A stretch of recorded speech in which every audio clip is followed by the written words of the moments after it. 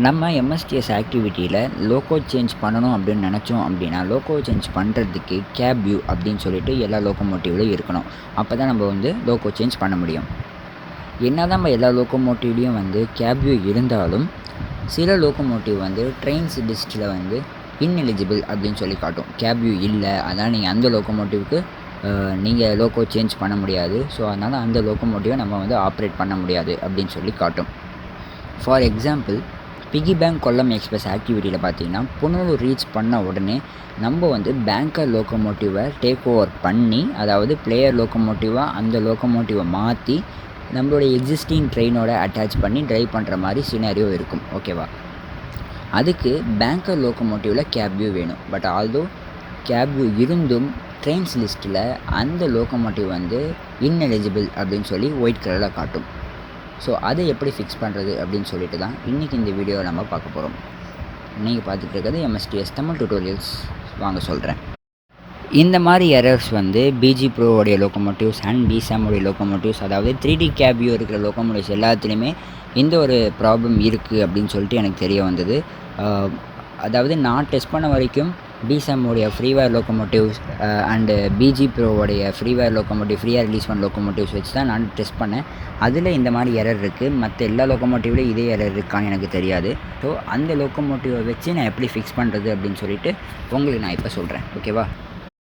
So first எந்த லோகோமோட்டிவில் அந்த problem இருக்கோ அந்த லோகோமோட்டிவோட ரெஸ்பெக்டிவ் ஃபோல்டருக்குள்ளே போய்க்கோங்க.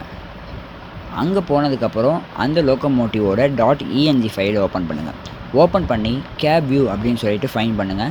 எங்கெல்லாம் கேப் வியூ அப்படின்னு சொல்லிட்டு இருக்கோ அந்த இடத்துல என்ன டீட்டெயில்ஸ் கொடுத்துருக்காங்க அப்படின்னு சொல்லிட்டு பாருங்கள். ஸோ கேப் வியூ இருக்க டீட்டெயில்ஸில் x.cvf அப்படின்னு சொல்லி கொடுத்துருக்காங்க. ஓகேவா?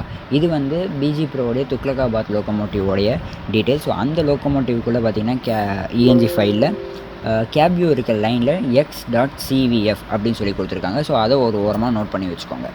நோட் பண்ணிவிட்டு இப்போ வெளில வந்துடுங்க. வெளில வந்துட்டு அதே லோகோமோட்டிவ் டைரக்டரியில் கேப் வியூ அப்படின்னு சொல்லிட்டு ஒரு நியூ ஃபோல்டர் ஒன்று க்ரியேட் பண்ணுங்கள்.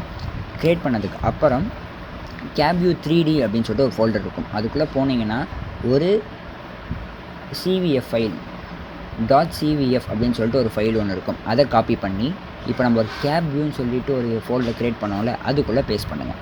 பேஸ்ட் பண்ணிவிட்டு அந்த ஃபைலுக்கு இப்போ நம்ம நோட் பண்ணோம்ல ஒரு நேம், அந்த நேமை ரீநேம் பண்ணுங்கள். So in my case x.cvf. ஓகேவா? ஸோ அதனால் நான் எக்ஸ்ன்னு ரீநேம் பண்ணுறேன்.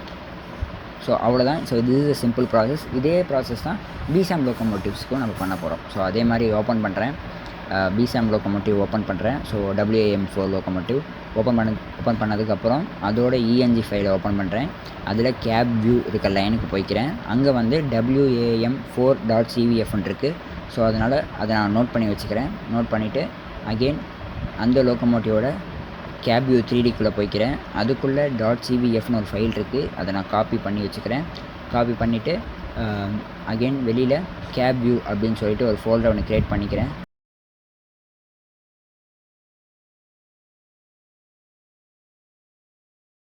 அதுக்குள்ளே இந்த ஒரு காப்பி பண்ண ஃபைலை நான் பேஸ்ட் பண்ணிக்கிறேன். இப்போது அந்த ஃபைலை WAM4 அப்படின்னு சொல்லி ரீநேம் பண்ணிக்கிறேன்.